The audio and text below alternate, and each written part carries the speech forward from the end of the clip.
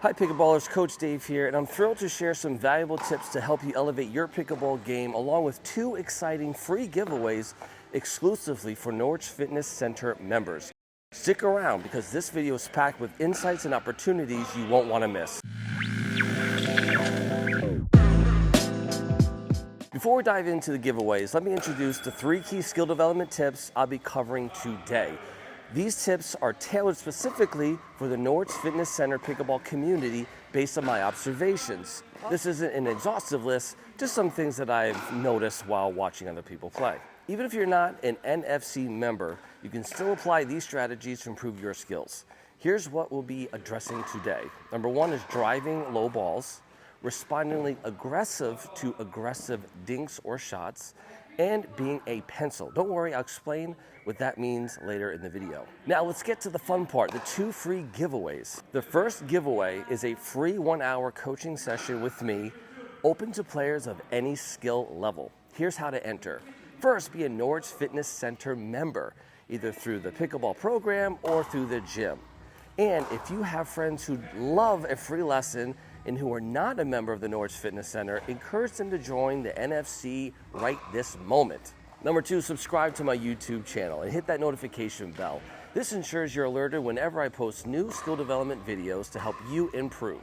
Lastly, email me at pickleballwithdave@gmail.com with your YouTube username so I can verify your entry. For this giveaway to even happen though, I'll need to reach 250 YouTube subscribers. At this very moment of the recording, I think I got 227, so not too many more. So if you haven't already, click that subscribe button and the notification bell below and make sure you're an NFC member, and also make sure your friends do as well. Giveaway number 2, this is a more fun scavenger hunt type of challenge. If you see me at the gym here at the Norwich Fitness Center and you're the first person to ask me to practice their backward serve and then attempt to serve a ball with their paddle upside down like that, I will give you a free pickleball keychain. To see if this is still active, this event, visit this video's description and I'll let you know if this has been completed. Now let's get into the 3 skill development areas I've observed that can help NFC players level up their game.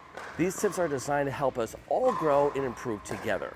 So that first one is driving low balls. So let's talk about that. So what I mean by driving the ball when it's low and why is that an issue? So when I say driving the ball low, I mean when we're at the baseline or in the transition area and I'm striking that ball and driving it when the ball is below my waist, okay? So that is what I mean by a low ball. The reason why we want to avoid hitting a low drive like that when it's below our waist is that we have to hit the ball on an upward trajectory. And if we're hitting the ball on an upward trajectory and hitting it hard, that would mean that either 2 things are gonna happen. Number 1, we're giving our opponents at the kitchen line a ball that's right in our green area, right, to slam that down at us. Or the second thing is that our opponents are just gonna let that ball go out. So if you're hitting up on the ball and you're hitting it hard, it's gonna go out.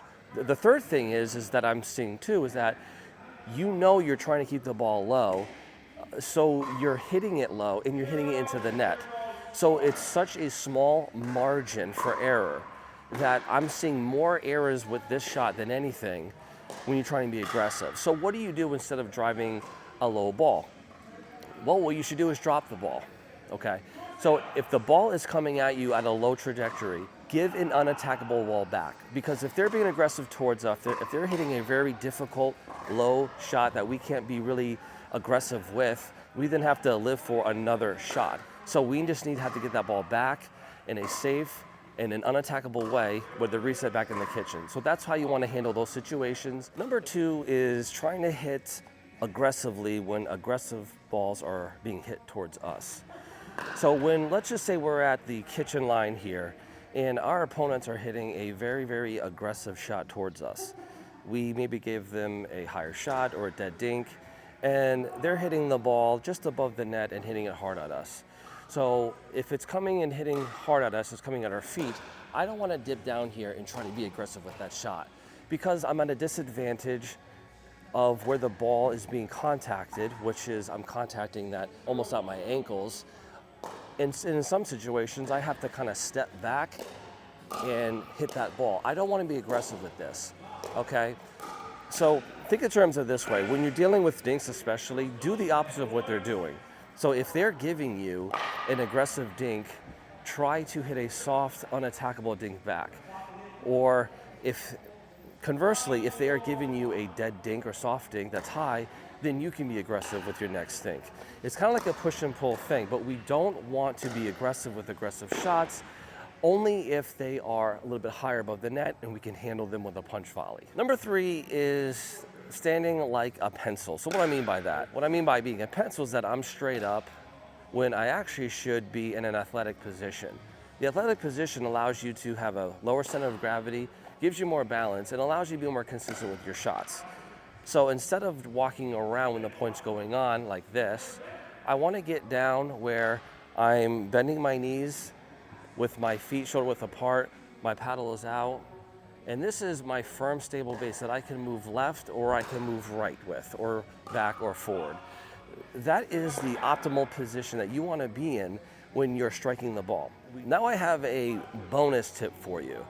People who only drive their third shots. Statistically speaking, you are able to get to the kitchen line more often with a third shot drop, as you are giving yourself more time to get up to the kitchen line, and you're giving your opponents less opportunity to hit attackable balls because they're going to be dropping into the kitchen and they're more apt to make mistakes. So the bonus tip here is that if you are serving the ball and you find yourself not being able to move up to the kitchen very often, and you're just only driving the ball, you're not hitting a soft arcing shot from the baseline that lands in the opponent's kitchen, then you might want to try that. And if you feel uncomfortable with it, make sure you're drilling that so that you feel comfortable during your games. Because that way, once you start doing this in your rec games, you start doing those drops, you are more likely to move up more efficiently, give your opponents less opportunities to attack you, and you're able to get up to the kitchen more often, and of course, which leads to more points. Also, don't forget to check out the norwichfitnesscenter.com/pickleball to check out all the programs and activity that's going on. Thank you so much for watching, and I'll catch you in the next one.